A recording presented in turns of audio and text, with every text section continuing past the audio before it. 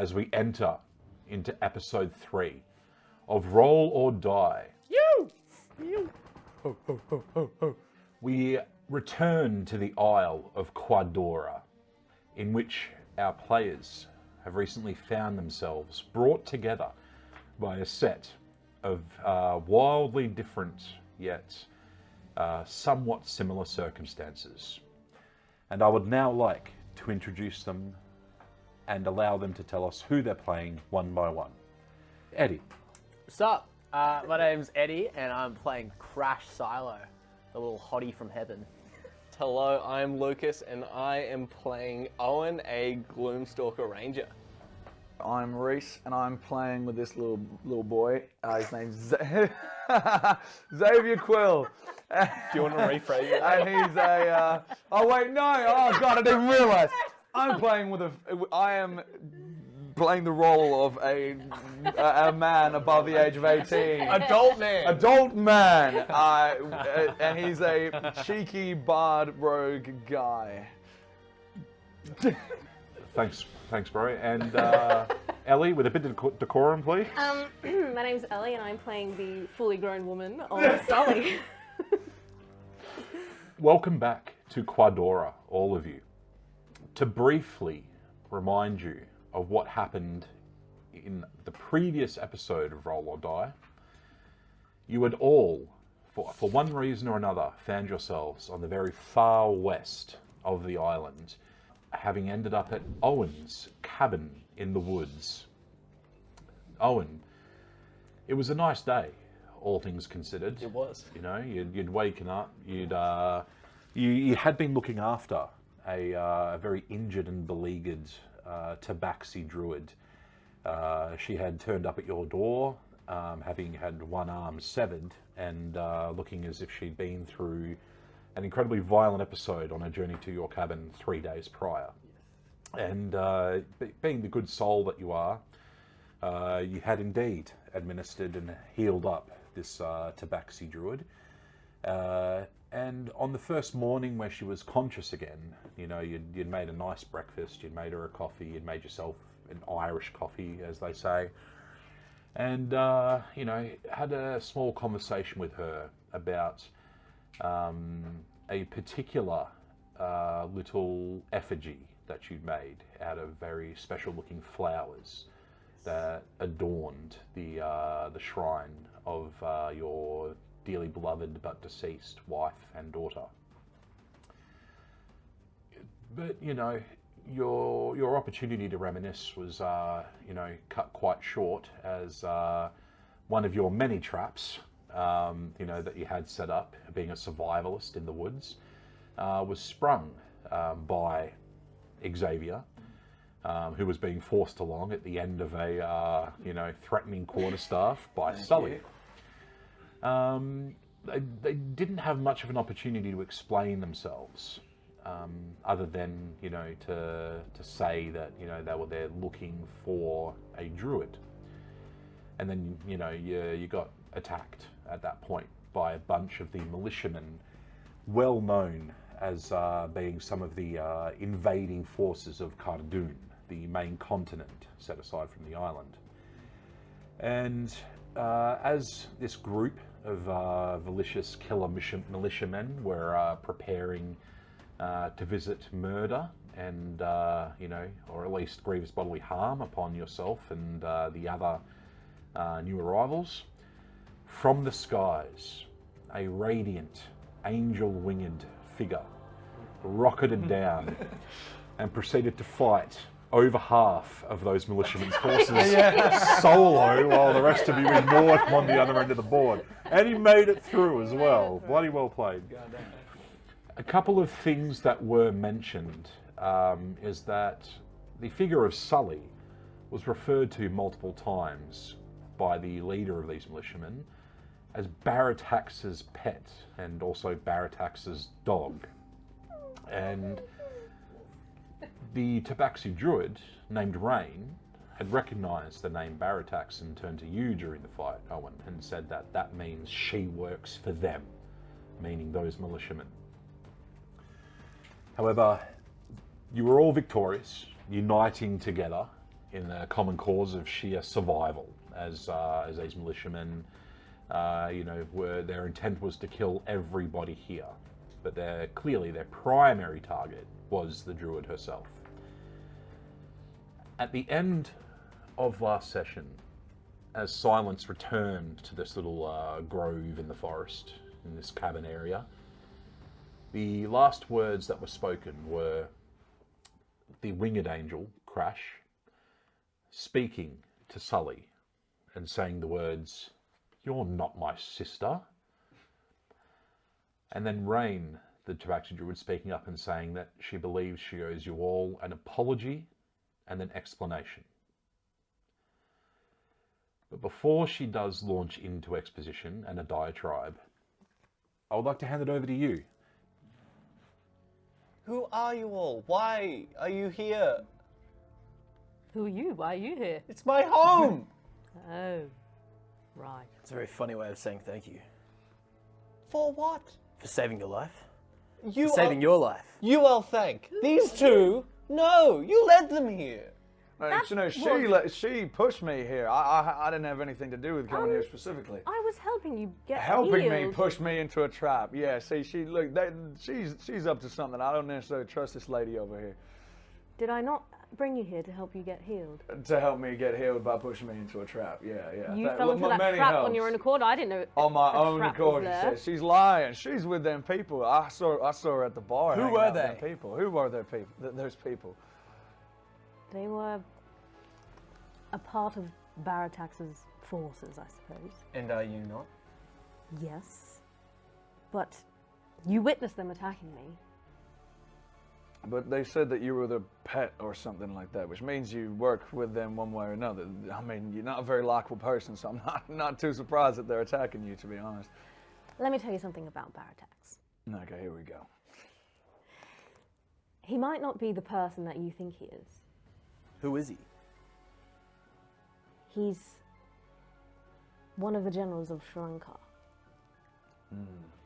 And I know what that might You sound hear like.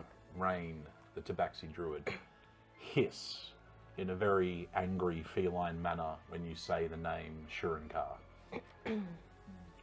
Yes, I get that reaction a lot, actually. Listen, what you know about Baratax isn't necessarily the truth. He's playing the game just like everyone else.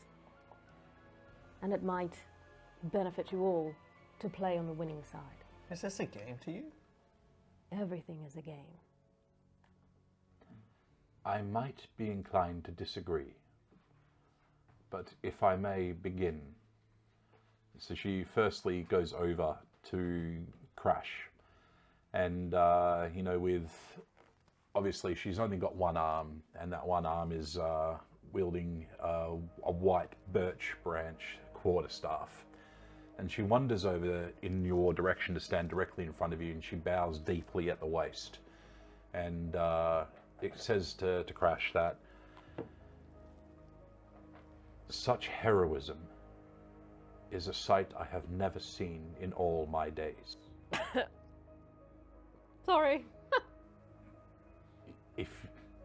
If you would, I unfortunately have very little in a manner in which I can repay you, but the fearlessness in which you inserted yourself into this violent situation to protect those of us here was glorious.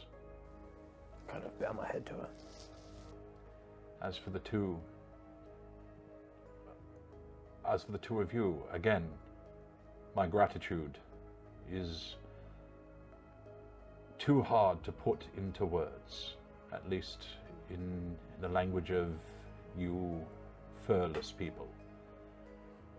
It appears, Owen, that it is not only you that I am indebted beyond repayment to. I will, if I may assuage any suspicions that I see some of you are laying against each other, it was not necessarily any of your fault that these violent people came here, but mine.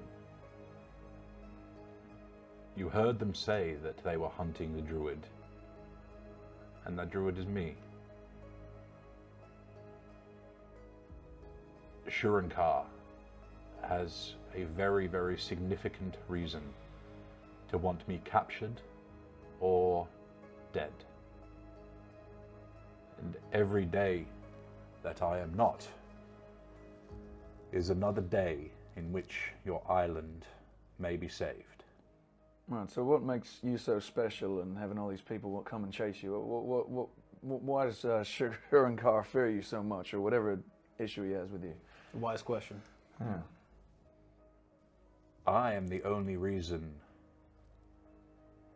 that he has not wiped out everybody, every person, every animal, and every piece of flora and fauna on this island, because I hold the key to his survival. To Shurankar's survival, you have the key? I do. Like a physical key, or? Well, yes, Valid in a way. You see, there are some things that I will not be able to divulge for purpose of my own safety and security, you see.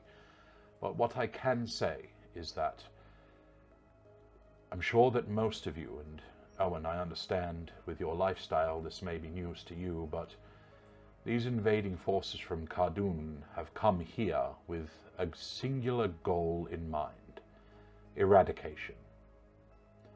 I am also from Khadun, and I came here as this island is the one place left in our realm that is not subject to the rule and the tyranny of the Nameless King. By stopping Shurunkar from eliminating everyone on this island, I am hoping that it may give us an angle to potentially restore some level of freedom to some of my own people back on the main continent. For it is on this island that I have heard rumors of a great elemental power. The Nameless King already has several captured and bound to his service over on the main continent, and I came here seeking one of the 4 that were alleged to have been localized here, the soul of the island, as it were. Shurunkar came here with a mission from the Nameless King to destroy everything so that these powers became redundant. I was able to sneak my way onto Shurunkar's warship several months ago. You've been on the warship? I have. Right. How long ago was that? Several months. Several months, right. And Okay. I was on that warship specifically with the aim of inflicting a deadly enough poison to Shurunkar to kill him. I was successful in this. Shurunkar is now inflicted with a poisonous affliction, a disease that, if all other things were normal, would have spelt his death within a month. He should be dead. He should be, Within 1 month. yes. Okay.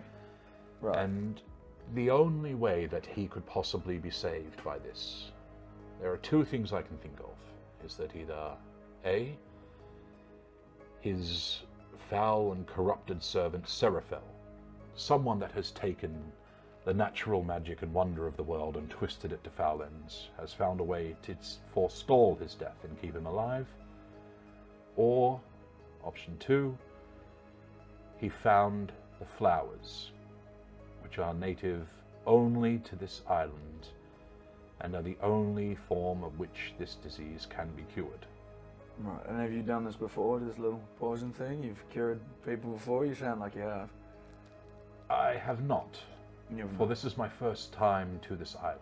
So how do you know about the treatments here? Well, part of my druidic order, this kind of knowledge is handed down generation to generation, and these particular flowers also only bloom once a century.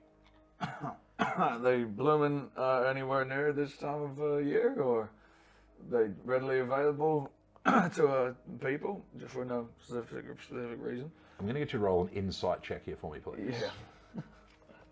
Is that this is the D20 on that one?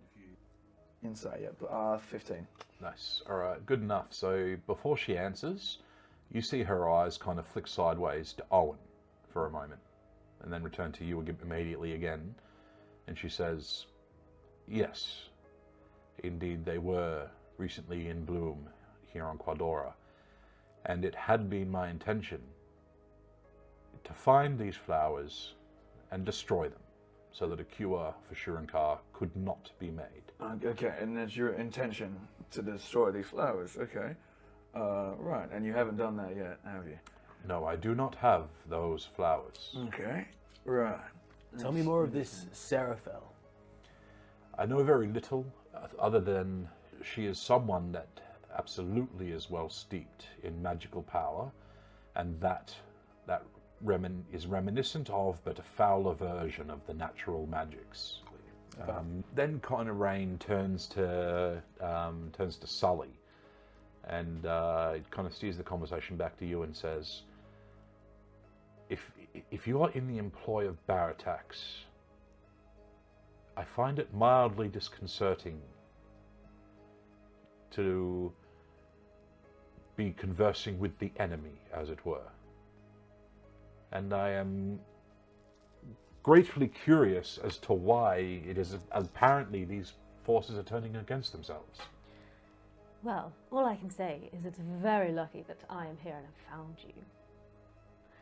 As I've been trying to tell you, Baratax is not all that he seems. In fact, I've been sent here to protect you, for the very reason that Shurunkar is trying to kill you. So, schemes within schemes, Schemes as it within seems. schemes, Your as I said. Baratax is working against Shurunkar. He likes to play the game, and he likes to win. And I help him with that. Would we know who Baratax is? Nope. Not a clue. Not a clue. A very completely unknown name to all of you. Yeah. While perhaps Baratax's company might not be something that some people would find comfort in, but one thing you can know about Baratax is that he's always out for himself. He loves his profit. He does not want this island to disappear. So you can count on him to make sure he preserves himself and his wealth. Who is this man to you? Is he a master of some sort? He pays my bills, I suppose. Pays your bills, right? Sure he does. And my latest request has been to protect you, Rain. And if you let me, I realize it's a big ask, but Baratax can protect you from the forces to kill you, if you come with me. Might I interject? We don't really know you too much, lady. She's working with Shurunkar. Let's not forget about Rain, that you don't fact. know any of these people as much as you know me. Yeah, but we do know Shurunkar. She and knows we know me it means quite bad well. business. Quite well. Not that well. While this is happening, Crash is just going to fly up straight into the air, and I want to just try and see if anyone's kind of coming through. You know, if we're Yeah, totally. going to see another wave of people, or are we good to chat? You definitely give us a perception check. 14. All right. No. You're good enough to get the measure of your surroundings, and it looks like there are certainly no other people or people adjacent things in the area. Just going to fly back down. But when you are up there, you see from the near the rear of the cabin, you do spot a little shrine where there appears to be two very nicely curated graves aligned perpendicular to the wall of the cabin, and very, very colourful flowers appear to adorn one of these shrines. Okay.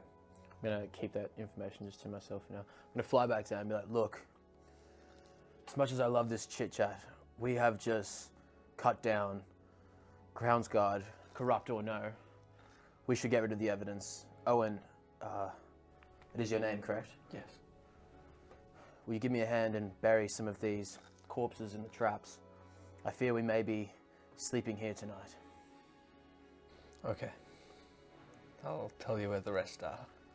Sir, she says to Xavier, Rain, you said that you were coming here in search of healing.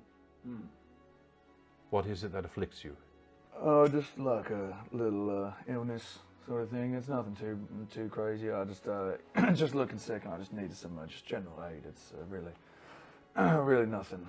You seem that you may be a little bit reluctant to share, which is your right, but know that I would be more than willing and overjoyed to help you whatever way I can. Right, that's good to know. We'll have a chat about it now. For now, we do really have to figure out this little situation we got ourselves in. I'm sure we got to settle in somewhere. Were you all right to stay here? I mean, I'm friendly as far as you can tell. I don't know about this one here, but I don't want to step on anyone's toes being in your little property here. Do you have my permission to stay? No, I appreciate that. I will myself be leaving in the very immediate future. Probably in the coming morning. From what I have heard you all say, perhaps there are reasons that you may wish to all accompany me. Where are you going? My next stop, now that I have been ever so eloquently assisted back to health by Master Owen here,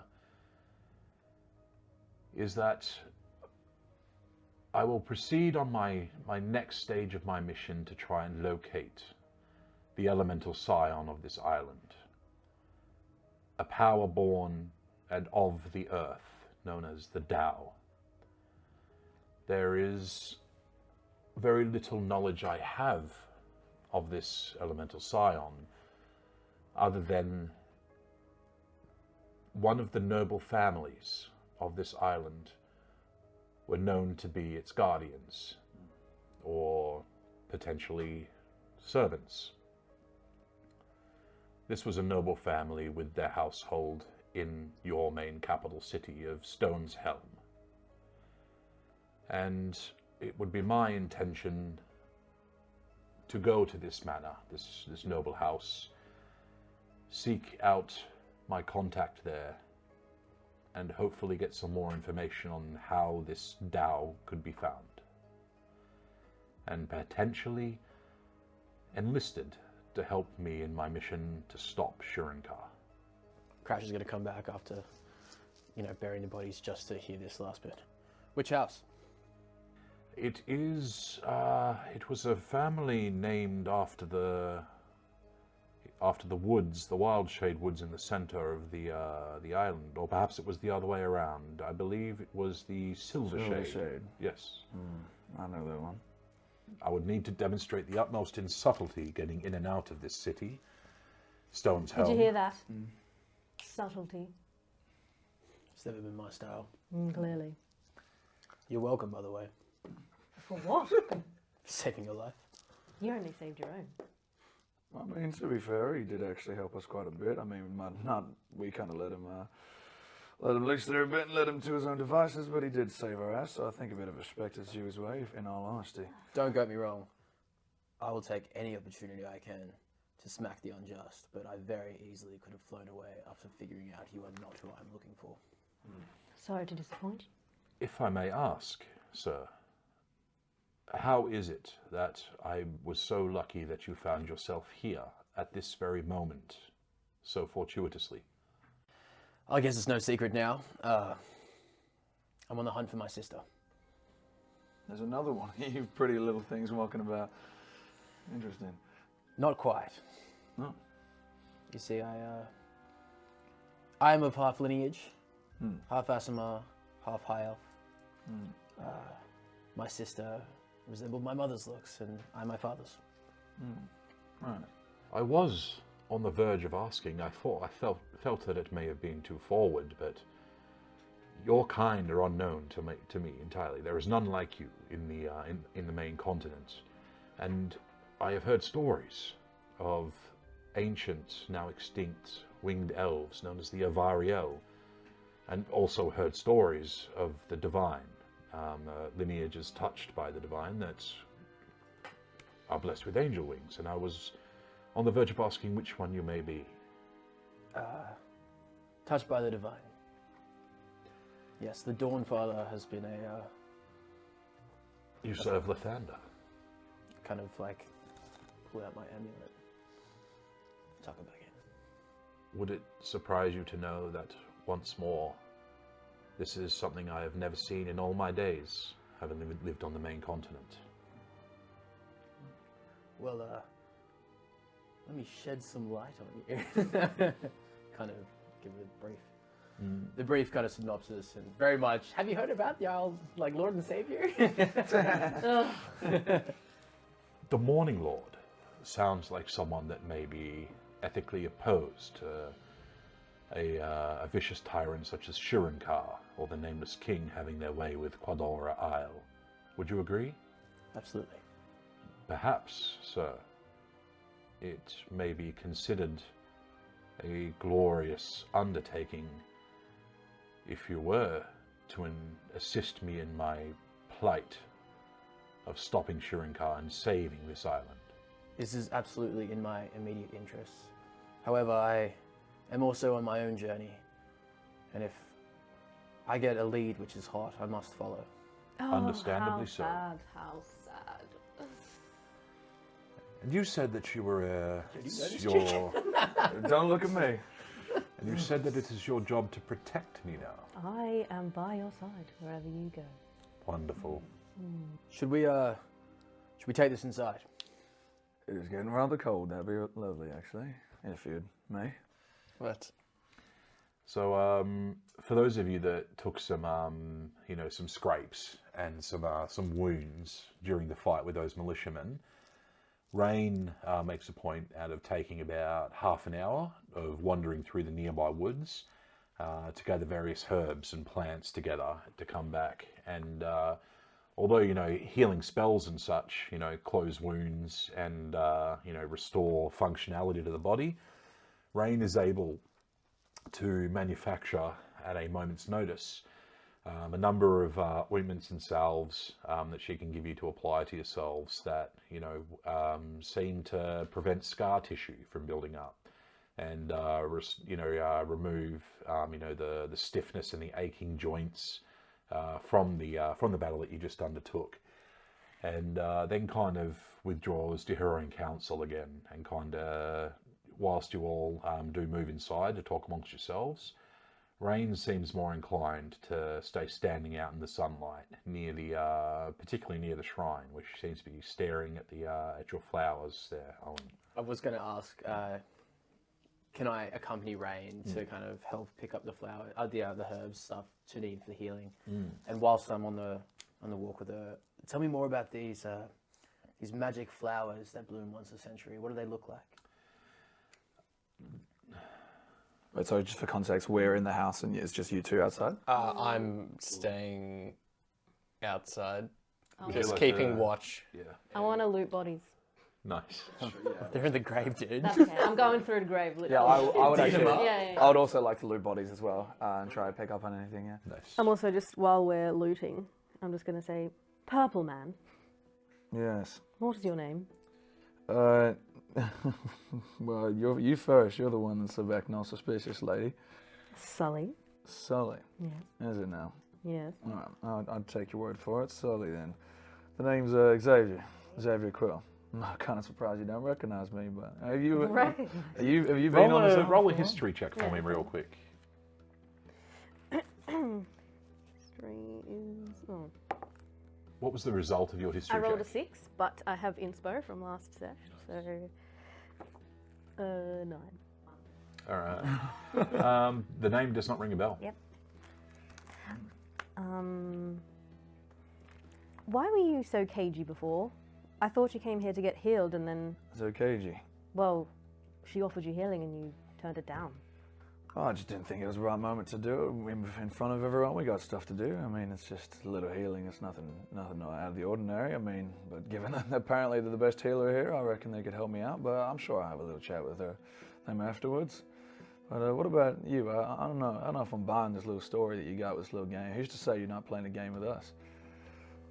Well, I guess that's for you to find out, isn't it? Damn well is, and that's what I'm concerned about. Well, look, I take it as of right now that I'll consider you an ally. I don't mean to, push any boundaries here or step on anyone's toes, but given a little circumstance, surely you can. You're right to be concerned. I would lose respect for you if you trusted me straight away. Exactly, and vice versa. These lands can be pretty unrelenting, but as far as I'm concerned, as of now, I'll consider you an ally. You too, Purple Man. So you had asked of Rain the question of what do those flowers look like, yeah? Yes.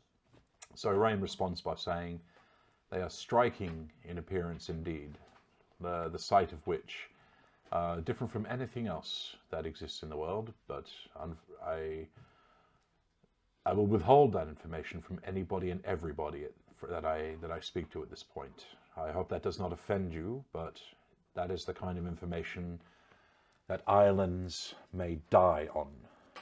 I hope you understand. It's high stakes. Indeed. I understand.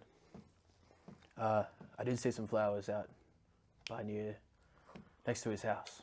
However, I do not believe these to be the ones you're looking for. Something tells me that Owen has lost someone quite dear to him recently. He has. Owen's tale is one of immeasurable tragedy. It's not my place to tell his story, but hopefully Owen will have an opportunity to tell you himself.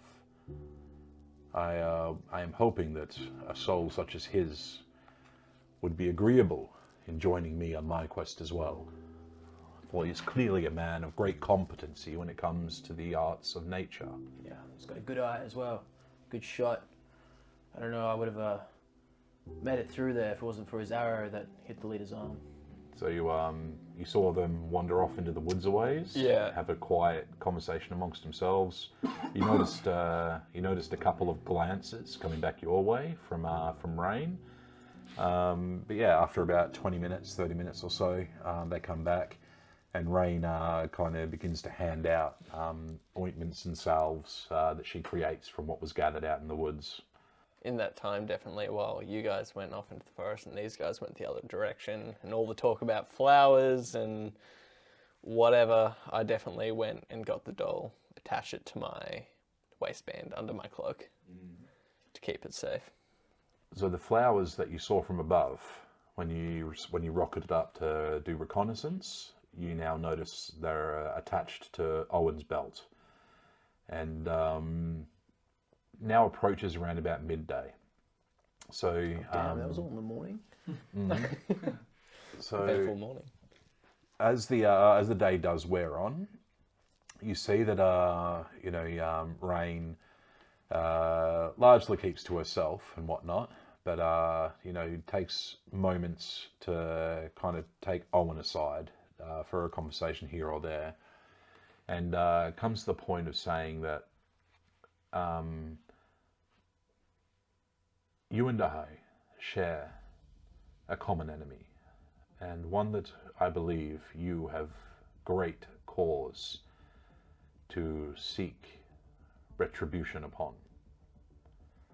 If while this is happening, I want to eavesdrop without them knowing. Totally, roll the stealth check for me, Yeah. and you'll find that on dexterity. Yeah, we got 19. Love it. And would Owen be making a particular effort to look for eavesdroppers, or just assume privacy? Yeah, no, I'm definitely checking around after the chaos of today. I don't know these people. I'm definitely... Cool. Roll a perception check for me then. Oh, yeah. Perception is wisdom. That'll be a 22. Oh, Nice. Yeah. So, Let's go. Xavier's kind of like nearby one of the windows of the cabin, where you and Rain are standing about 30 feet away or so. Yeah. And he's looking incredibly casual about it, because he's leaning on the window of the cabin from inside. And the way that he's kind of got his head oriented, he's got his eye patch eye directed towards the people in the room, inside the cabin, but his free eye, the one that can actually see, is more directed in your direction, which makes you think that, okay, yeah, he's listening in. Okay. I don't do anything special. I just am acknowledging that. And So Rain says, the same people that were responsible for waylaying you in your trip to return with the medicine you needed are the same people that accosted me, took my arm, dealt me all that violence. Sir Owen, I believe that these people have dealt you a great imbalance. If you were to come with me and join me on my quest, you and I may be able to return some of that balance. I definitely plan to come with you.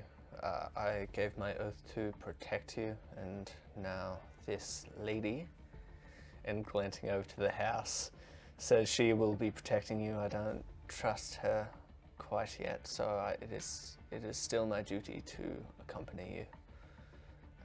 In matters of revenge and balancing the scales, there is a lot unsaid, and I haven't made up my mind, but I will accompany you.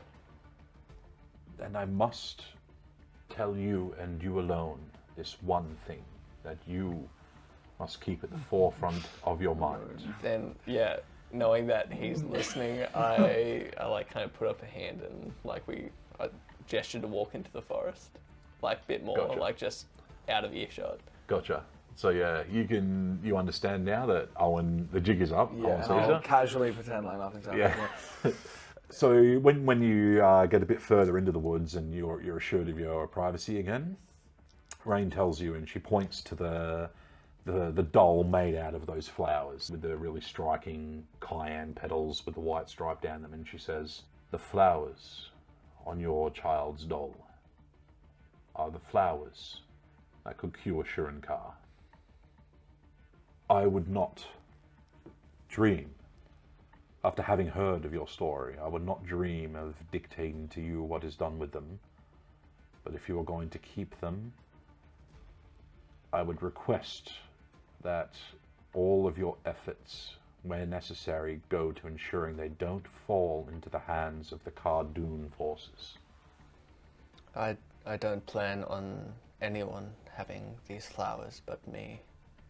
They're not even mine to have. I'm just holding them.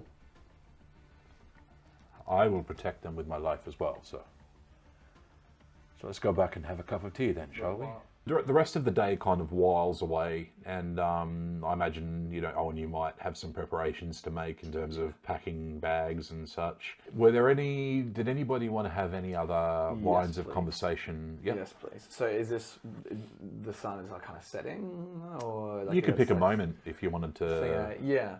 All right. So as the sun's kind of setting, we'll kind of mellow out. We're still tending to whatever we need to, sort of thing. I'll just go and tap Rain on the shoulder and can I have a little word with you outside for a minute? Absolutely. Right. And can I, knowing that I previously eavesdropped, can I try take her to somewhere where people won't eavesdrop on us? As in, like, look, I assure you, I need to have a confidential discussion with you, and I don't need any ears listening to this, especially some other people. All right? Sure. You feel that maybe the better place to go would be the freshly dug graves where you've just buried all those militiamen. Yeah. Probably buried a reasonable distance away from the cabin. Yeah. Yeah. All right. Me and these guys are just absolutely playing cards. Yeah. Nice. Oh, shit. Nice. No, I definitely see them walking out, and I look to Rain and I say, are you all good? Yeah, Rain's happy enough. She kind of nods as so it's all good. Okay. Yeah, she'll follow you out. Yeah, right, okay. And, yeah. So we'll be standing next to the graves. I'll kind of just have my hands, like my arms crossed, looking, and just be standing there. It'll be a moment of silence, and I'll just go, it makes me happy seeing these men buried here. Shurenkar's men, to be specific. Look, there's something I'm not letting on right now, and I'm sick, and I really need your help with something. You spoke about Shurenkar and his little bite, the poison thing, right? You mentioned that, and the flowers, whatever's going on here. Right, that warship you spoke of. I've also been on that warship against my will. Immediately, you see her shoulders kind of sag, Yeah. and she looks like she's just taken on a great emotional weight. Yeah. And she looks over, and you can tell she can see where you're about to go with this, right? Yeah. And she says, "He has inflicted it upon you, hasn't he?" Yes, yes he has. Yeah. He bit me across the shoulder and threw me off board and left me for dead. Well, I guess he didn't think I'd make it this far, did he, now, if I'm standing talking to you, but... I need help with the flowers you spoke of, and I understand you want them dead, and I understand you want the cure for these little things to be eradicated, but I will accompany you in that little mission of yours, but I do request that we can make a deal and try to cure me before we send that bastard to hell. If it was within my immediate purview to help you, I would. However, you will need to trust one other person with this story, and that person is Owen. Owen, right. You trust him, do you? I do. He put in far more effort and far more time in saving my life, when it would have probably profited him far better to simply just let me die when I turned up at his doorstep and pretended I never existed. Right. Well, there was one person I used to trust like that, and I gotta be honest with you. Speaking of trust, I don't have a lot of trust and strong connections with people to that degree. There was one man, good man I knew. Do you recognize the name of Vander? You see that she kind of does become a little bit guarded at this point, but she nods her head and she says, "Yes, I have made his acquaintance."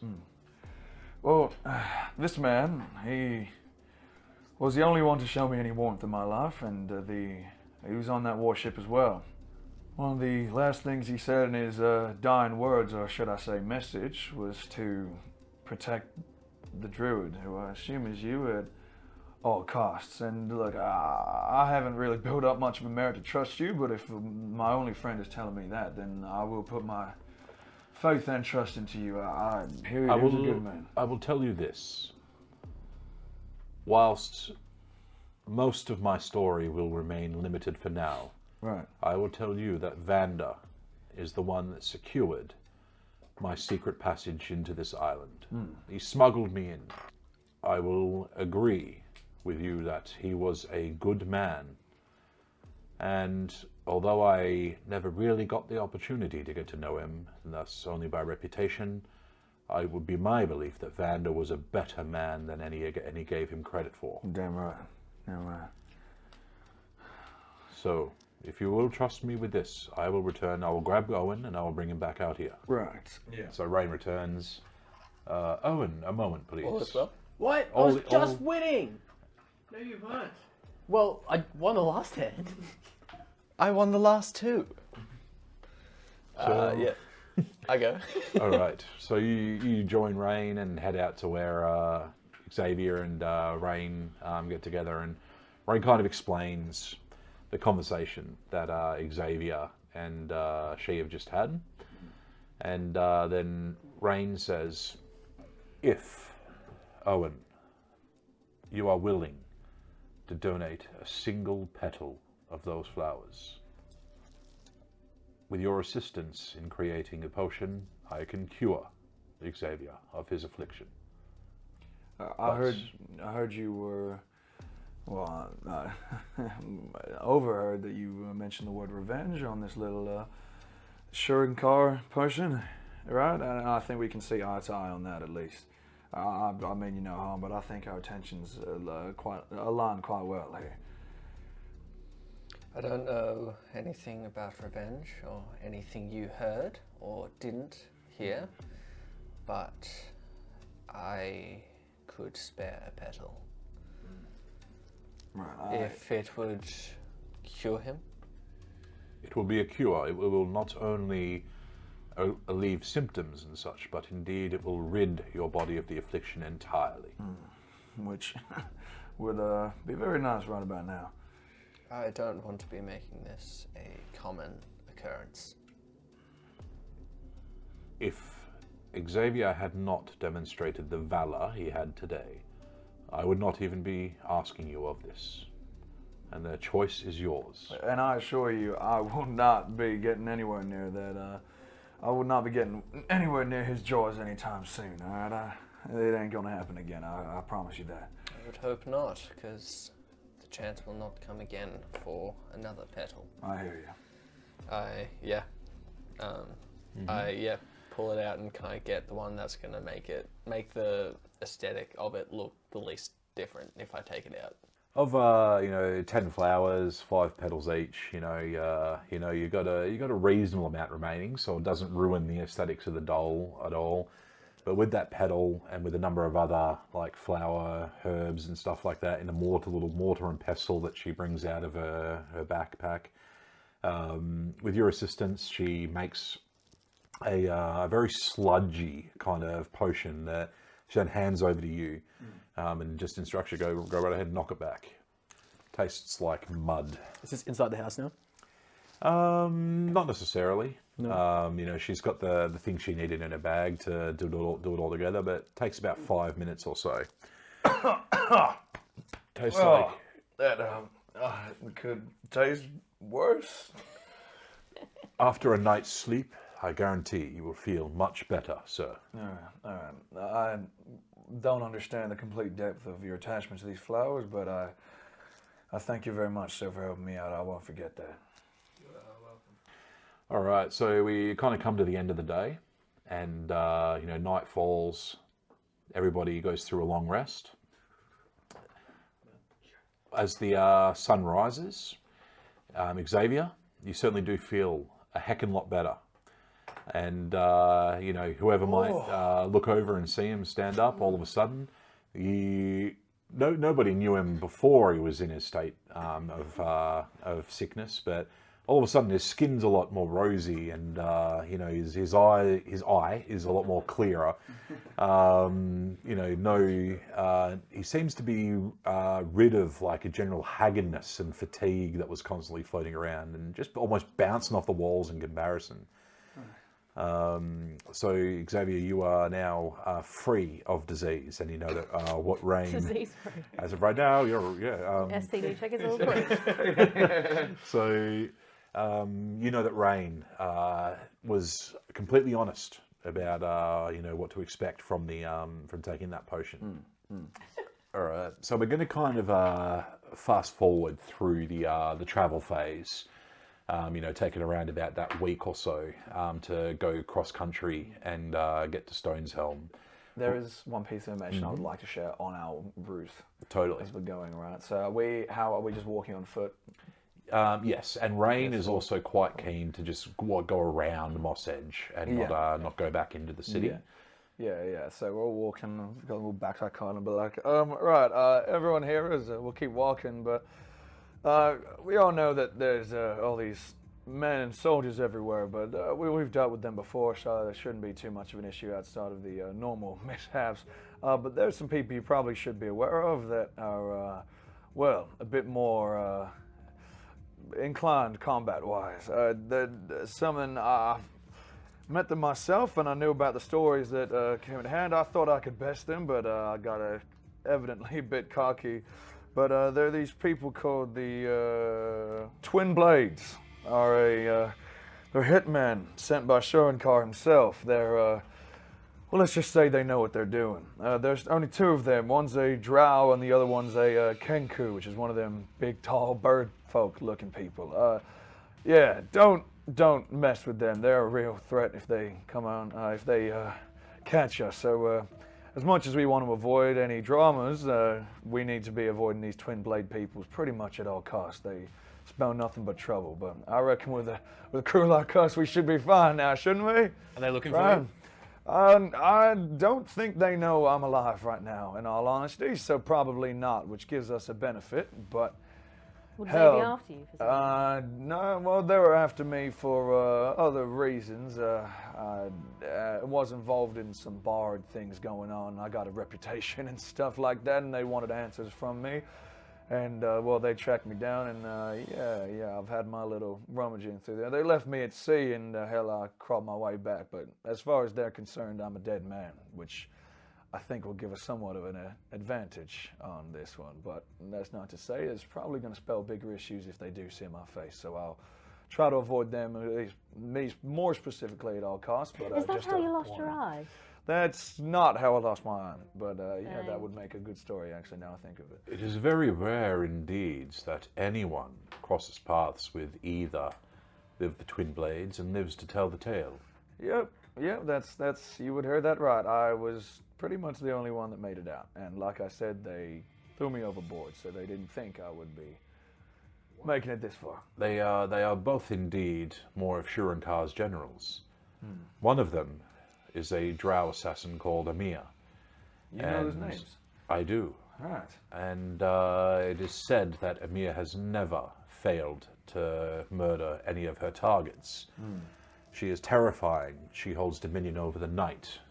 The twin blades, one is night, one is day. The other is a Kenku. Yeah, he sounds funny, I can tell you that. You'll hear him coming from a mile away.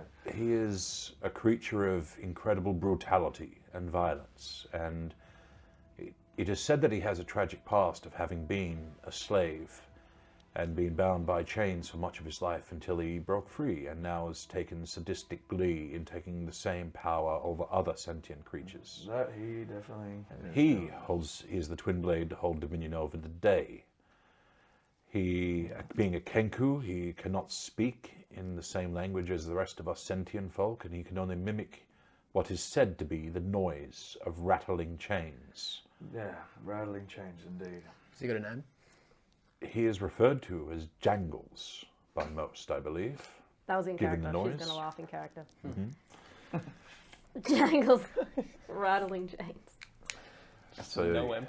yeah, the travel through the forest is largely uneventful across the 7 or 8 days that it takes you to get from Owen's Cabin over to the capital city of Stoneshelm. The one thing that kind of does stand out to you all, and Rain makes a couple comments as you're passing through, is that the Wildshade Forest appears to be not as vibrant and lively as it should be. Trees seem to be dying off. The foliage seems to be decomposing and decaying.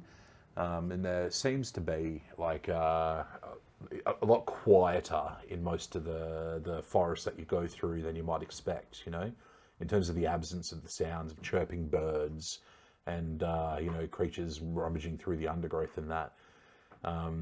Which is certainly not the same sort of forest that, any of you would have known having grown up on the islands. The Wildshade Forest was always considered to be a very vibrant place, and Rain makes comments about how she believes, she blames the idea of that corrupted dryad, Seraphel, for that.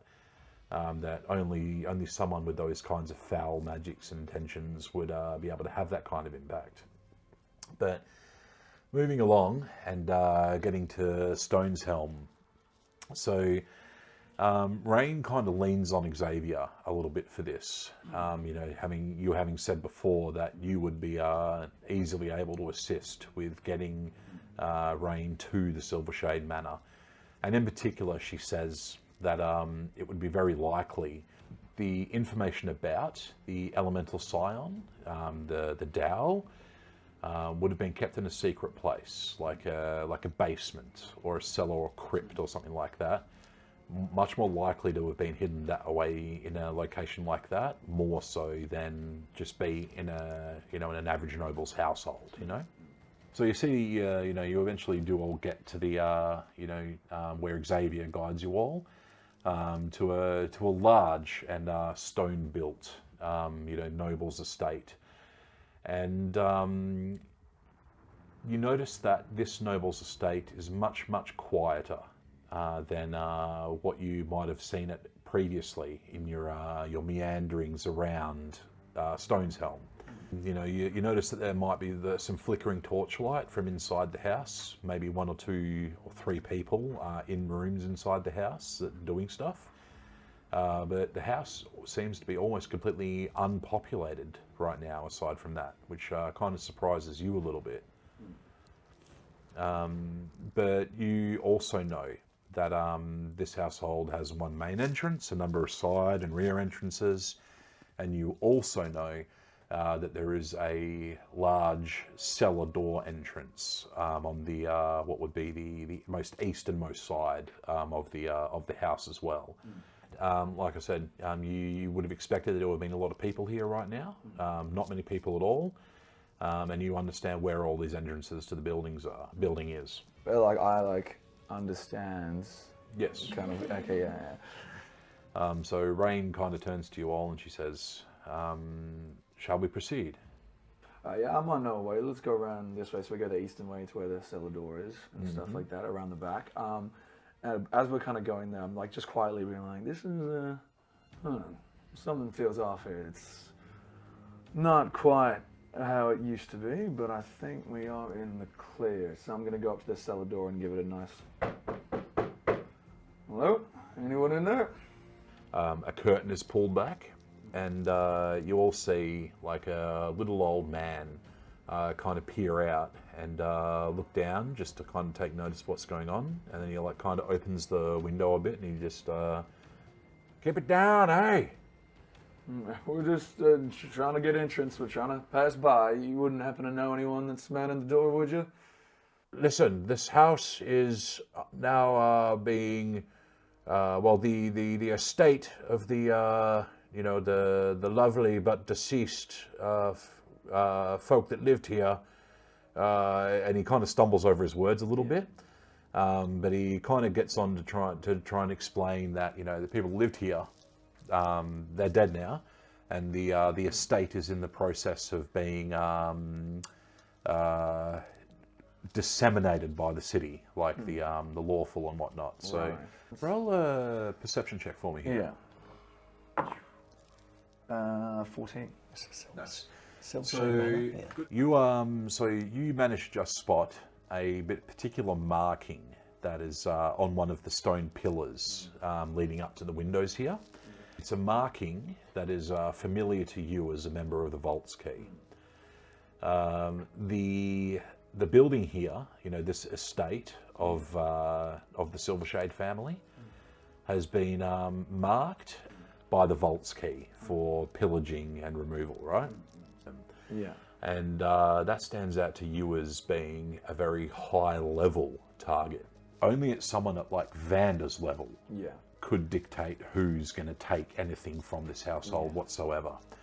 And so basically that means that everything inside this house is going to remain untouched until Vander was to hand out the assignments, if that makes sense.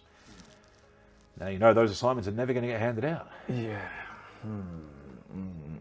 Right, this might be a bit. Then the old man kind of just closes the window again. You hear him muttering to himself. Pulls the curtain back again, and Sorry. Can I knock on the window? get off my property, or I'll call the city guard. You see the candlelight kind of heading further away back into the building. Any other ideas? Rain kind of shoulders away past all of you, leans her staff against the wall, and pulls on the door. And the door opens, and she goes like, "It wasn't locked." Oh, okay. Right. Well, if it's not locked, that's somewhat suspicious because this door. Rain just kind of goes, "Don't worry, I know you're the expert." And Rain just starts walking down the stairs. Great, I can get my... Okay. We'll go, but we need to tread lightly here. This is not something's they know weird's we're happening here here. already. Yeah. So suspiciously, kind of. Okay, we're going in now.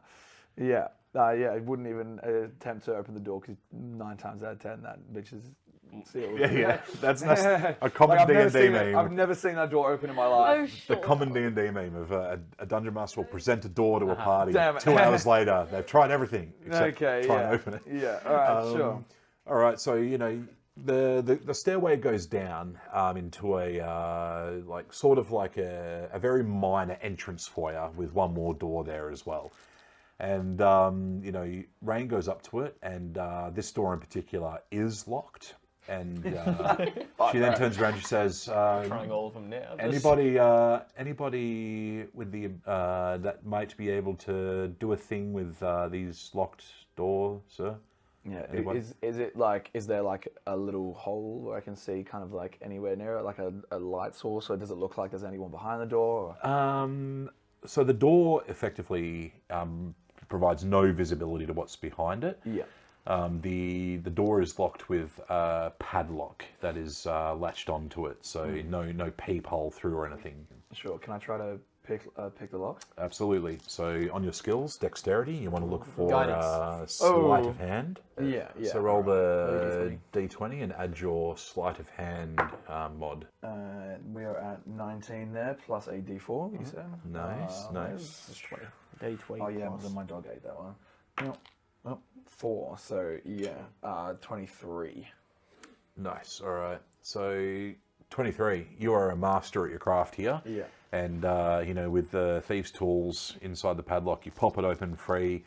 Inside, you do it so well that you don't damage the lock in any way. And if you wish, you are able to put a padlock into your inventory for use later on. Nice. You never know when that might come in handy. Well, I will definitely do that. All right.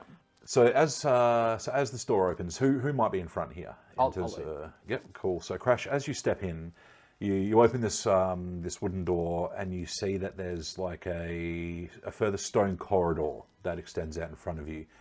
Not too long, and near the other end of this corridor, you notice that there is a lit and burning cistern or very, very large brazier, right? Lighting up to above the flaming cistern. You notice like a family crest spread across a wall there. It looks like a silver rapier that's entwined with a thorned vine beneath a wilting silver tree. So no That's one, the emblem? Sorry? That's like the family crest? Yeah, That's the crest. As well as the motto beneath it, etched in the stone, that says, "We shine brightest before the end." The other thing that is, etched above the cistern is that right behind it, there appears to be like a large portcullis door, right? The underground of this manor is beginning to look a fair bit more well constructed than what was above it, right? So this large portcullis door has etched above it the icon of like an open eye that kind of unnervingly feels to be staring out at all of you across the room. As you might be shifting through and walking around through this corridor going down, you also notice that stone eye is moving, and it is actually actively tracking each of you one by one as you're moving through this particular room. And you notice that right below it, engraved in the stone there, is what appears to be a riddle engraved into the stone. Your favourite. I exist where sight surrenders, yet I am not real. I weigh nothing, yet I engulf the world. I chase the fleeing sun, but vanish at its touch. You cannot hold me, yet I can hold you. What am I? Darkness. The eye blinks, but the door does not immediately open. Nothing else immediately happens. So you think that darkness is the answer, but something else might need to happen here. Oh, Are there lights? turn in this place? the There is the brazier off. flaming cistern that's providing a lot of illumination in here, yeah. On the battlefield, a few days ago, I saw you conjure some magic to take out some of those Crown's Guard. Do you deal with water, ice, anything like that? If you're asking if I can put those flames out with water, unfortunately that's a bit past my ability. But I can put it out manually, I suppose. It's a start. How big are we talking? That's mad. That was so quickly then. You might struggle to put it Yeah. out entirely with a full water skin. You do also notice I'm going to get everybody around the table to roll a quick Arcana check for me, please. Any smart cookies in the group? I can't make any more water. That's a 2. All You said Arcana, did you? Yeah. That's a nat 19, and I'm pretty sure my Arcana's That plus 0. 19 with a 21. Nice. 21, 20 something over there. 12? All It's right. just a straight 19. Sully and Xavier, you recognise this is a magical fire Oh, that is giving off absolutely no heat Magic whatsoever. Yeah. So it's burning bright, but it's not burning with any heat. So you think that extinguishing it with water might not actually be the right go here. Extinguishing it visually might be the better way to go. Does anyone know the spell darkness by any chance? No. No. Fog cloud is just obscuring. It's not darkness. Correct. It is heavy. Heavy visually obscuring. yeah. Okay, so yeah. Can I cover the eye, like, and just put it in darkness, like just with my hands, just. If you try that, you can certainly try that, and you could even stand where this this fire is in the cistern and try that. But as you do it, nothing else seems to happen right now. Okay, so Owen, did you go and stand into the cistern to get that angle to put your hands over the eye? Yes. Not only that it gives Yes. off no heat, it doesn't cause Yeah. any damage at all. Then yes, I did that. But the rest of you, when you watch Owen do that, although nothing happens when the eye is covered up, you notice that where Owen's feet get put, where he places his feet in the fiery, blazing cistern, no fire can come out from where his shoes are, where his boots are standing on. So it kind of gives you guys the idea that by covering it up, seems to. I have a blanket in my inventory. Nice. A blanket is big enough. What colour is this fire? Just red? Standard, like burning orange, yeah. So if you pull out your bedroll blanket, fold over, it completely covers the flaming cistern, throws the room into entirely pitch black darkness. You can all hear the grating sound of the cistern raising now at the end of that room. Who has dark vision?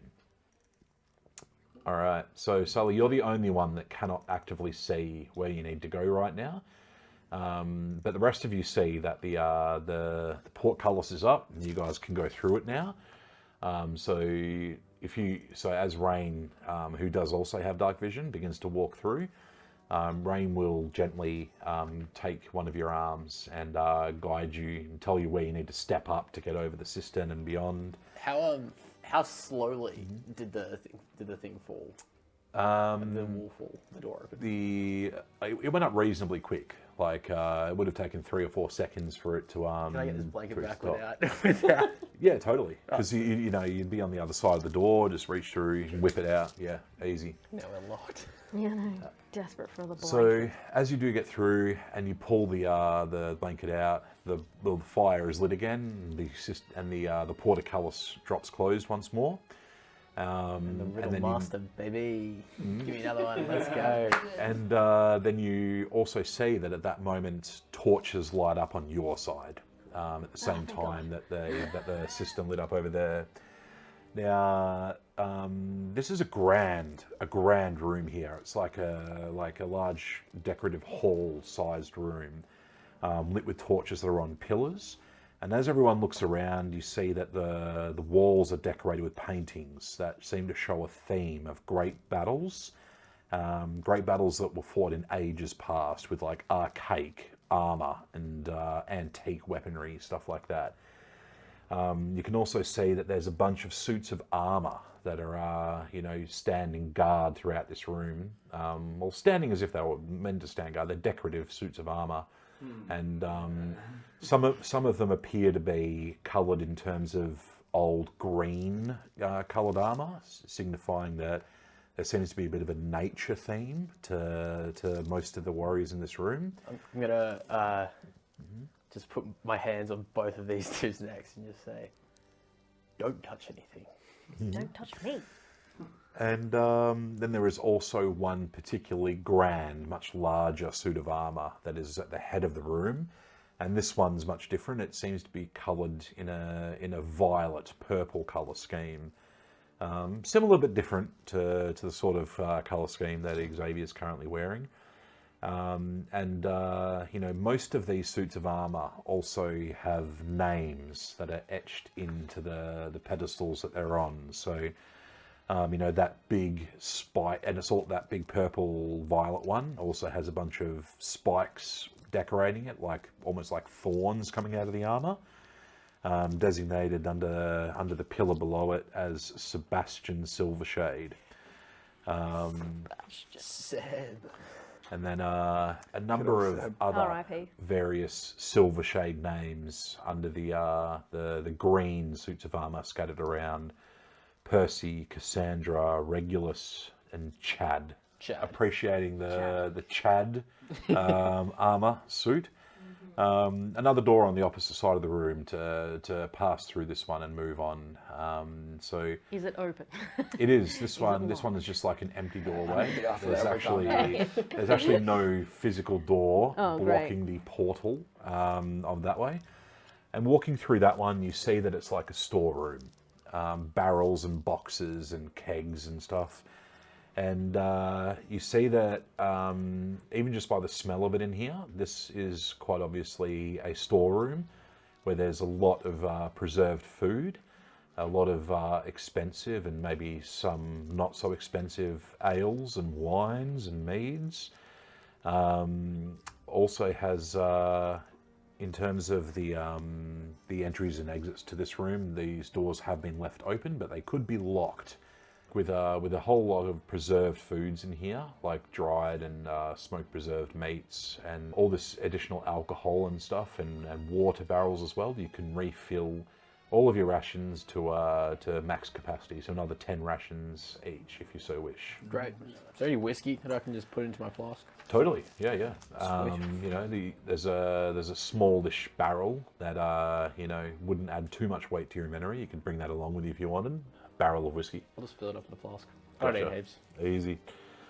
And then once more, you can go straight through this room and actually I'll do that as well. nice. More whiskey.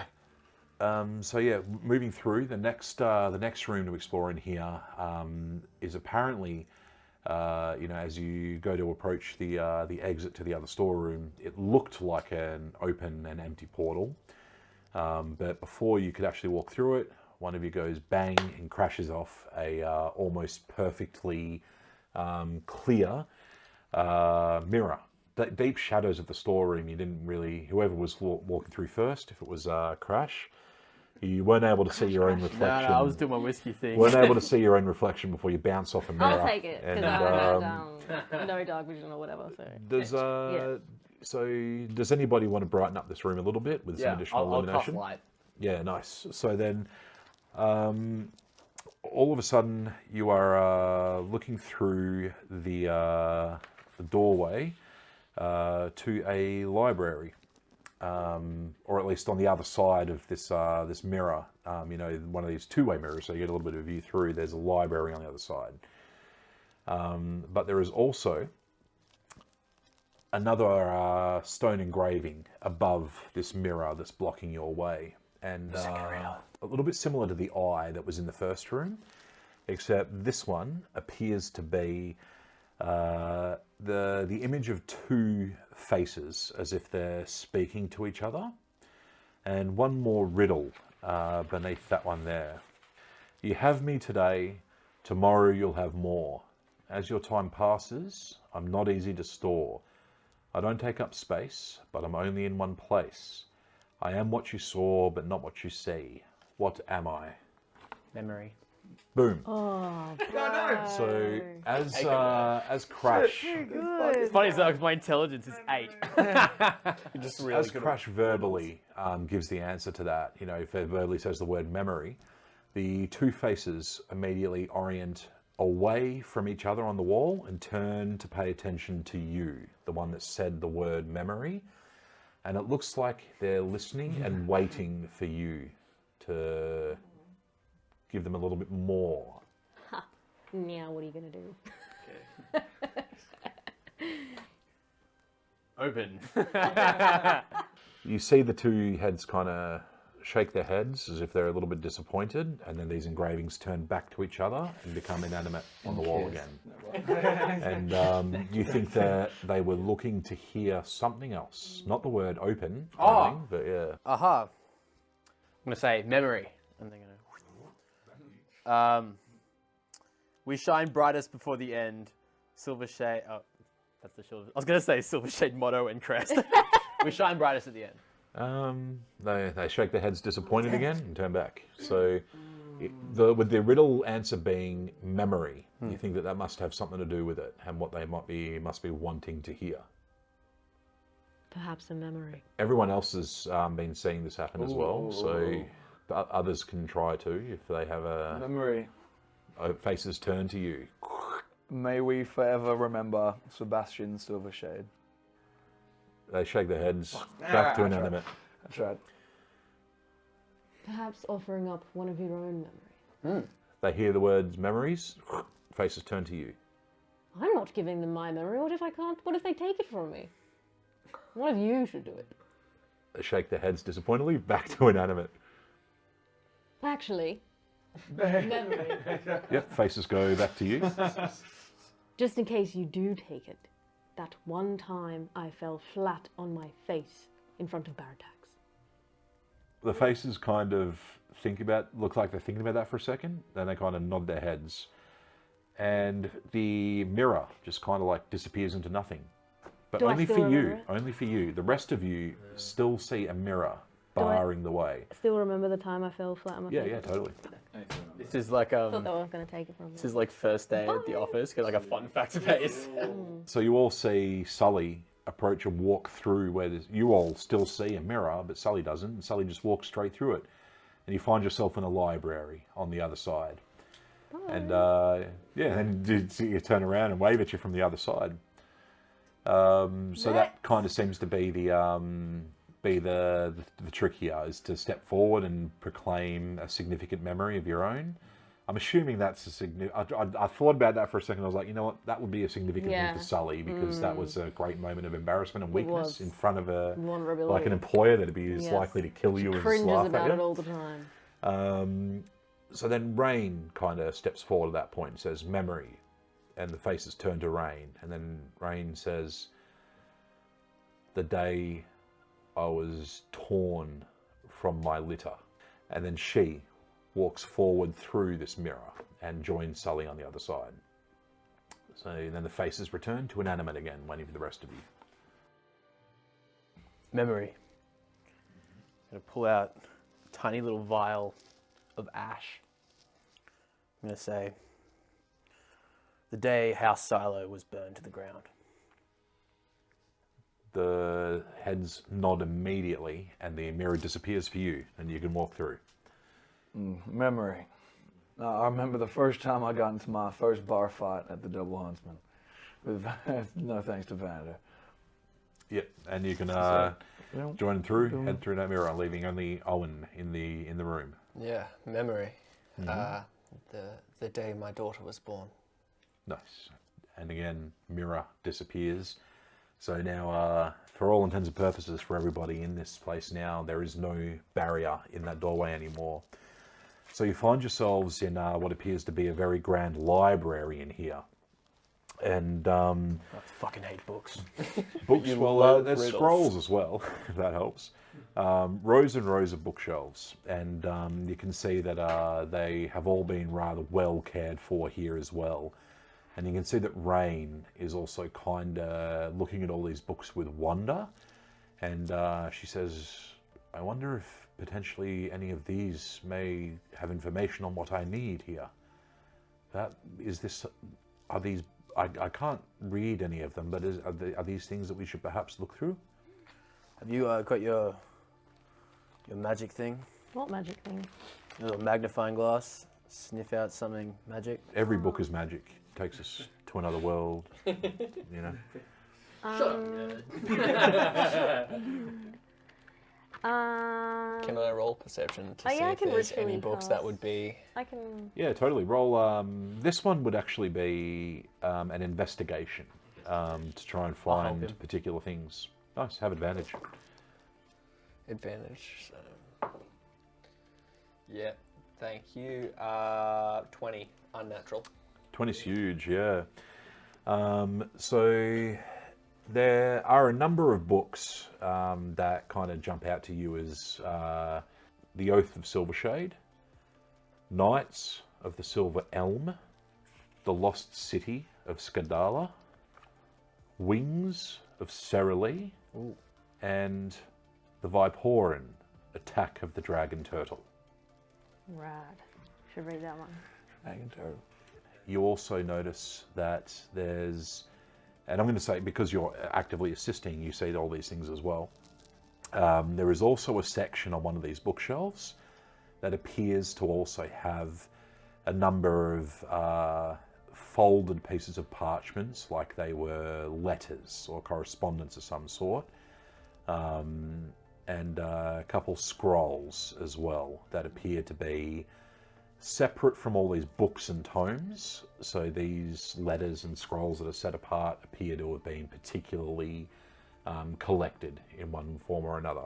I'm gonna have a little look-see through the scrolls. Gotcha. Okay, so if you're going for the scrolls, there is one particular that you managed to open up, and it appears to be a little bit of a family tree of the Silvershades. I'm doing detect magic ritual, by the way. What? Sorry? I'm doing a detect magic ritual. Right, love it, love it. Okay. Takes 10 minutes. Yeah, that's fine. Are you guys doing this book searching bit for more than 10 minutes? Yeah. Yeah, I'd say all so. right. Like if there's Now, of the other things that have been seen in terms of books and stuff, is there anything that you gravitate towards? I'll be like over here sussing this out with you. I reckon I'd go toward. What was the Forgotten City called? Like the book about. The Lost City of Skadala? Yeah. Yeah, so if you open it up and you have a flick through, you learn that this is like it's a book that is written like a documentary, a non-fiction book. You don't know if that means it is or if it might be fictitious, you don't know. But it tells of a great iron city of Skadala that once dwelled beneath a mountain, and seems to be giving you the indication that Skadala was set somewhere in that wild shade forest, and you know that there is a large mountain. You know, some stories tell of it as being an old volcano right there. But it is said that one day the fires that stoked the forges of Skadala went out, and people abandoned the city. They claimed that a shadow had come and taken their god away, and many felt that it had left the island in search of the great original fires, or perhaps went to apply its work elsewhere. This is Rain's hanging out with us, just all doing some reading. She is, yeah. She's not literate, so she's not able to read alongside you. Real. But she's, yeah. But she's like looking around at them in wonder at how, you know, the way that humanity has managed to do such amazing record keeping. Sorry, I know you said you did detect magic before. What was the range on it, please? 30 feet. All right. Nothing in your immediate vicinity seems magical. Can I wander Apart around? from the where that mirror was, of course, and that was like an abjuration kind of enchantment. Can I just wander around and see if I... Totally. Do you go back where you came from? No. Like in the light, just around the library. In the library? Yeah. No. Nothing in the library, aside from the entrance, the doorway that you had to Gotcha. come through seems magical. While I'm wandering around, I'm also looking for anything about my particular type of patron. I'm going to get you to roll an investigation check for me. Say investigation. Yep. 9. Gotcha. You don't manage to find any books or any sources of material in particular. While you do that, what were you about to say, Crash? I was going to ask Rain about this elemental scion. Rain says to you that you know, all four of the elements in the world and in the material realm are represented by elemental scions, earth, fire, air, and water. Water. Yeah. And only one of them is in Quadora? She says that she only knows of one, and it being the earth elemental scion. And she also says that some people refer to them as genies or jinns. That, you know, she's always known them as elemental scions. And the only one that she knows of is the earth one, the Tao, who was said to live here on this island. She knows that the nameless king on the main continent, you know, has somehow bound several genies to its service. So she says that it's her best guess, but she thinks that maybe the Earth one is the only one remaining on the island. Thank you. Does Xavier go looking for anything here? Yes, I would like to suss out if there's any vault key carvings or just any markings anywhere. There's anything relating to it. Investigation check from you, please. Guidance. Sally, were you doing anything additional? No. No? All right. 13. But I overheard that conversation with Rain. And You did, yeah. Wait, sorry, investigation 15 Gotcha. plus the D4. There is nothing in here from no further markings internally from Volkey at all. No. Okay. Yeah. Otherwise, I'll just be wandering around with these guys, just picking up what they're putting down, sort of things. For sure. I might just pick up that book, Wings. I reckon. Yeah, gotcha. Wings of Cerily. So it's again, it's a book that presents itself as a scientific account or a historical account. Again, you know, it's written in ancient common language, so it's a very, very old piece now, but it talks about an ancient race of elves that once inherited Cerily, and it was believed that they had wings upon their back, but it also notes that as time went on, all of those elves disappeared without a trace, and it was unknown if they ever actually truly existed. So, however Crash may feel about the historical accuracy of this particular account is certainly up to Crash, but it certainly does seem to waffle on about these winged elves, the Avariel they're referred to. Then it also notes that centuries later, there was a noble household that took up residence in Cerily, and people believed it to be the second coming of the Avariel, and that they had returned. I'm just going to take it with me. Totally. Fanfic. Anything that Owen might be picking up? Yeah, like I already looked at the lost city of Skadala, but if I can, I want to take Otha Silvershade as well. Yeah, totally. Basically recounts, so as you flick through, it recounts that the Silvershade family has always had a connection to an earth deity. And you think in the context of everything, you feel like it might be something to do with the Tao. They were guardians of the deity, and for taking on the responsibility, they were graced with a connection to the earth and to nature.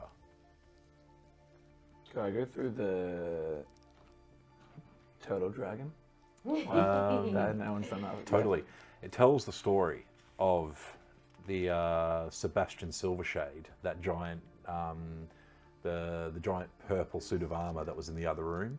And basically, it's just like a fantastical account of how he once travelled to Vipora and was the hero that fought off an attacking dragon turtle from the water. So it's kind of like reading the last few chapters of an epic fantasy novel. That's kind of the extent of what that goes with. Okay, true. I'll go through the letters. Gotcha. So going through the letters, you kind of find that many of them are kind of like trade ledgers almost.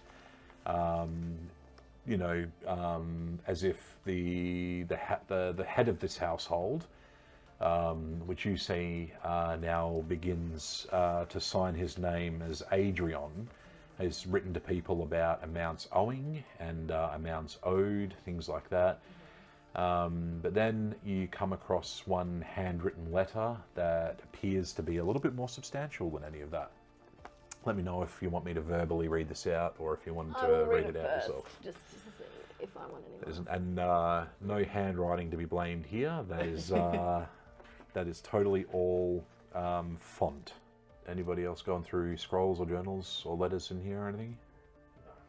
Crash is fucking bored in the library, dude. And I'll just give you the one other piece, Sully, that was within the written documents. What books have we not gone over? What scrolls have we not? There was one more book that jumped out from that earlier list, and it was the Knights of the Silver Elm.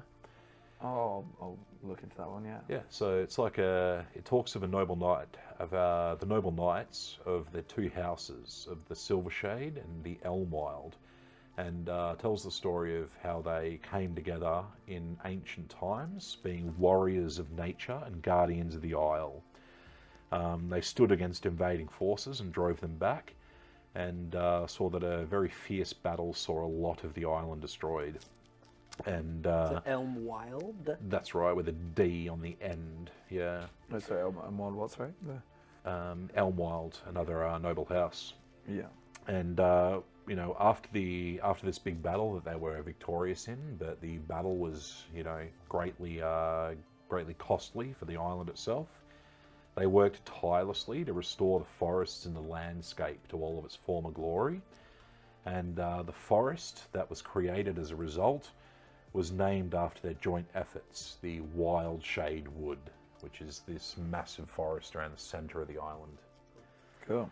Now, Sally, I would like to ask you what you're doing with the documents that you have found. I think perhaps someone here hasn't been completely honest with us. What do you mean? I mean that What do you mean?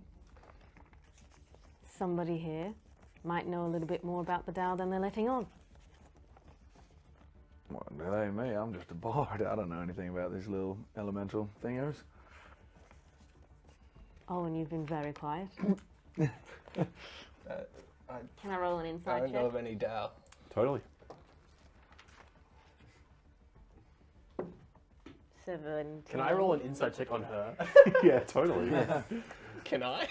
Yeah, of course. Anyone can roll anything 18. anytime. 18. 18? Yeah, Owen looks back. Insight or perception, sorry?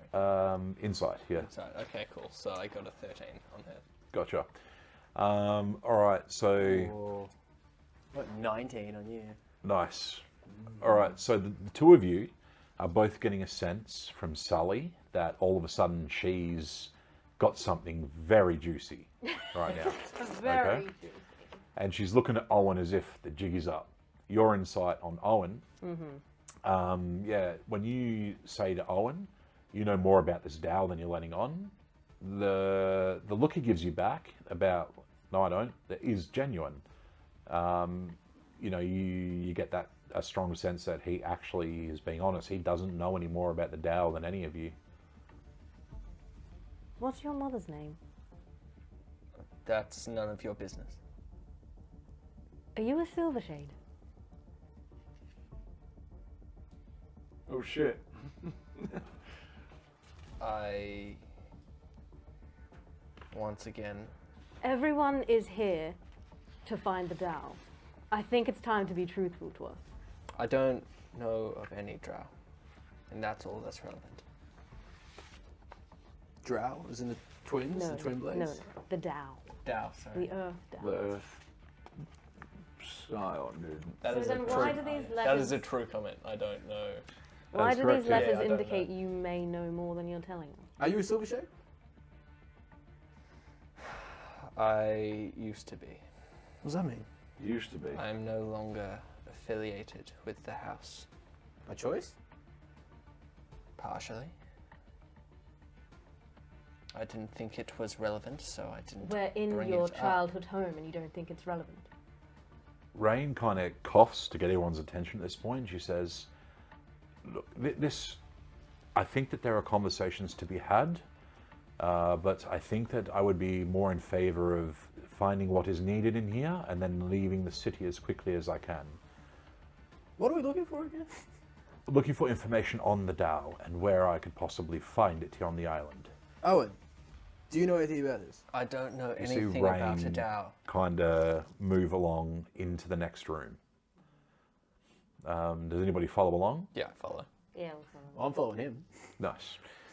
So the next room is a crypt where there's a number of Oh, sarcophagi. look, your uncle's over there. Maybe not the uncle, but a few. Some what might be relevant names here is there's a number of sarcophagi, and with one particular very large sarcophagi at the top end. Now, yeah, well. appears to be one very large stone coffin at the end of the room yeah. with two guardian statues on either side of it like its own shrine. Down the walls on either side of the room run coffins for other notable members of House Silvershade. And on the very far wall at the very end there is one more stone engraving that looks like someone whispering into an ear, like the engraving of a mouth whispering into an ear. And the riddle says, "I burn yet leave no ash behind. I drive the heart, I stir the mind. I whisper soft yet scream so loud. I lift you high or leave you bowed. What am I?" Love. Heartbreak. No. It does not appear they do not appear to respond to love or what was the one you said? Heartbreak? No. Come on, Magic Man. Emotion or Not emotion. would I Not have truth. specific insight into any of this? No, not necessarily.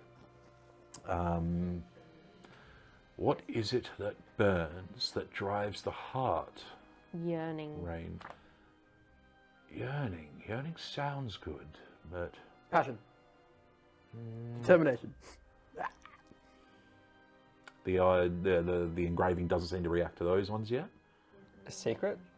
No. No. An idea. It's being whispered into an ear. Rain seems kind of fixated Oh, Rain, on... I'll read it out to you so she understands it. Sure. Yes. She can't read. She seems quite fixated on the idea of the passion answer. Like, she feels like that one's in the right ballpark, but isn't the right word. Enthusiasm. Drive. Oh, there's a drive there. Are there any other words for a burning passion? Desire. And then the engraving turns to you, and it kind of on, morphs boy. itself into the ear, kind of being the most prominent thing in your direction, and appears to be waiting for another mirrored portal below it. Yeah, to another open. confession time, gang. Great. Desire. I desire to bring back glory to myself, my house, and my God. And that is the most burning. Boom, the mirror disappears and you can walk through. Rain speaks up and says desire, and then Rain goes on to say, the dethroning of the nameless king. And she walks through the mirror and gets through to the other side and joins Crash there. Sully will say, to see Rain safely to Baratax. Is that actually Sully's most burning desire? Well, it's to get the money she'll get, but she has to do that thing first. So technically, yes. The ear is not buying it. To get the money I'll get for... All right, yeah, the mirror's through, yeah. As soon as you say the money bit. Saying that? Yeah, I said it out loud. Well, you said what? You said what? I said to get the money I'll get for delivering Rain safely to Baratax. Which, I mean, whatever. Rain heard that and Rain's just like, Yeah, I don't love that. that's a problem for another day. It's not a problem. I don't love that. I said I'd do it and I'll do it. I don't want to let her too far out of my side, especially with Rain on the other side. So I say to see them again. And the window goes, the mirror goes clear, and you can walk through. Wiz Khalifa starts playing. Does Xavier? I wish to smite down this Shurunkar and unite the lands with a very heroic song about just exactly how I put a dagger through that man's skull. Well, that thing's skull. Boom. Yep. And Xavier can join the rest of you there. You are now in a treasure room. Ooh. And Just kills there's a Rain. number of things here. There are several chests that are dotted around the edges of the room. And you see that there are a couple of key pieces that appear to be scattered around the room. There looks to be a dagger that is on its own pedestal or plinth. Looks like a bit of sinister looking dagger, all a very pointed blade and a lot of curved edges. It looks a lot like, I think we can give him a visual representation here. The dagger looks a lot like this. You also see, there appears to be another plinth with like a Silvershade family heirloom on there. Another one where there appears to be an amulet hanging from a little jewellery stand. And then in the very centre of the room is the most eye-catching piece of all. It's like a stone plinth with a sphere that is floating in midair above it and rotating in a very slow and lazy circle. And it comes with a silver plaque that is right below the display with one last riddle. Skadala roared, filled the people with fear, its cries falling on only the deafest of ear. A guardian stepped forth to put it to slumber, but was bound by duty and left to encumber. Not fire, nor flame, nor air, nor sea, but found in the shade of the silver tree. Thank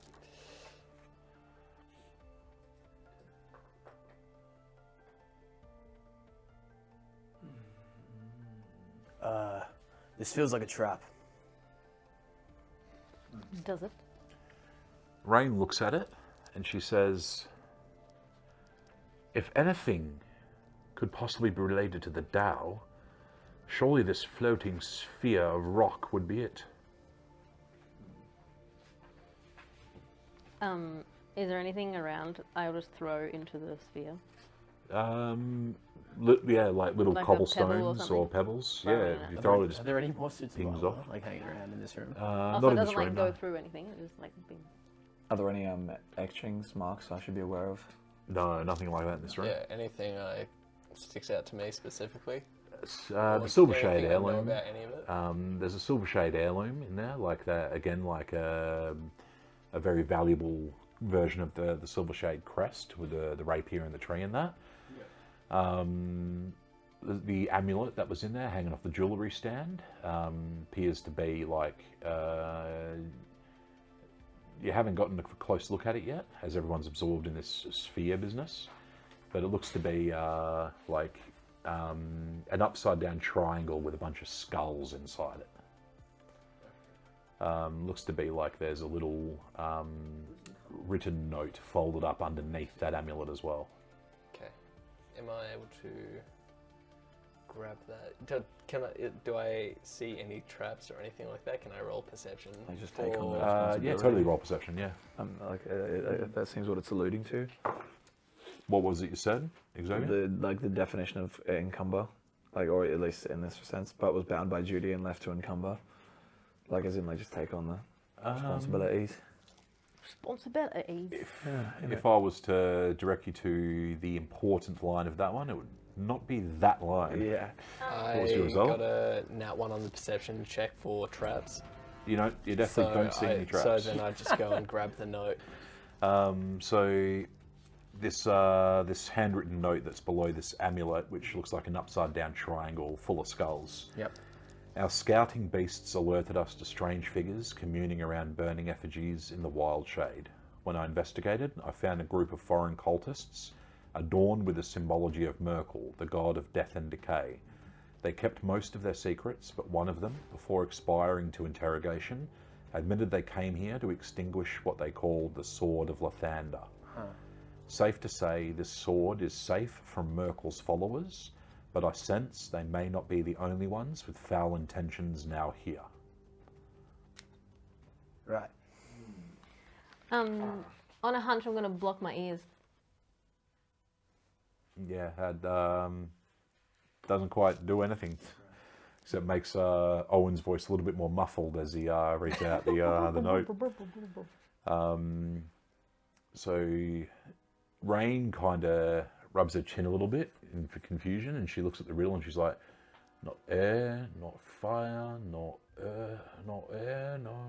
Earth is the only thing missing out of the You elements. just said the word earth. The sphere stops rotating and immediately floats over to you and puts itself into your hand. And you immediately feel the tingle of a magical item that you know you can attune to get the benefits of. Okay.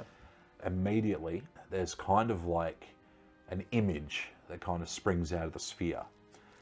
And you see that it seems to generate almost like a hologram in front of you of a figure that looks like a very, very strong and burly woman that doesn't quite look like a human or a tiefling, even though she has like horns that come out the top of her head, but looks like she has skin the color of soil, and she wears like scaled armor that has like an emerald green hue to it, and she holds this massive hammer that is completely made out of stone or granite or something, and has the stylized head of like a dragon at the very top of it.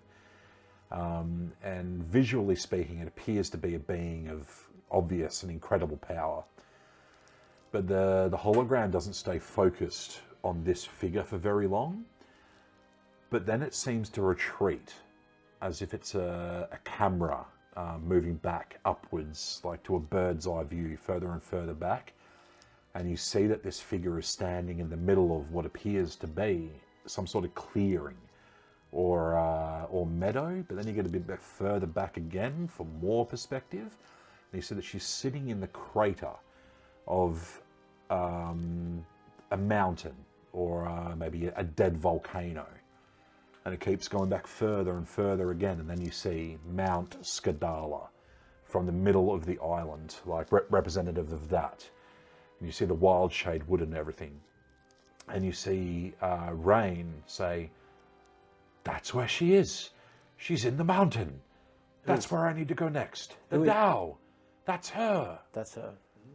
And then from back in the from further back in the underground labyrinth that you've come through, you hear the sliding of stone on stone, and then the crashing of something heavy and stone hitting the ground, and then the sound of metallic clanking as things begin to move further back in the direction from which you came. Wow. Great. And then loud, heavy metal footsteps begin to move in your direction. Oh boy. And you realize that some sort of alarm or trap has indeed been sprung. And you know that you're about to have to fight for your lives. On the next episode Jesus. of Roll or Die. Probably die. Probably die. Alright, in the last moments, I'm just gonna shield a In your face. last moments. Your last moments. How fitting. So you do believe that you are no longer alone in this place. How many tokens can we get on this thing before it starts wiping them off? One tear coming out of its last eye. Yeah, socks to sock again. Stay behind me for this. I've got a plan. I'm down. Rain! Oh, she died! You did something! Ain't no way. I'm gonna pick up the sword. Let's go. I'm on 9 hit points. Roll a one, roll a one, roll a one, roll a one. That roll a is one. 8 bludgeoning damage.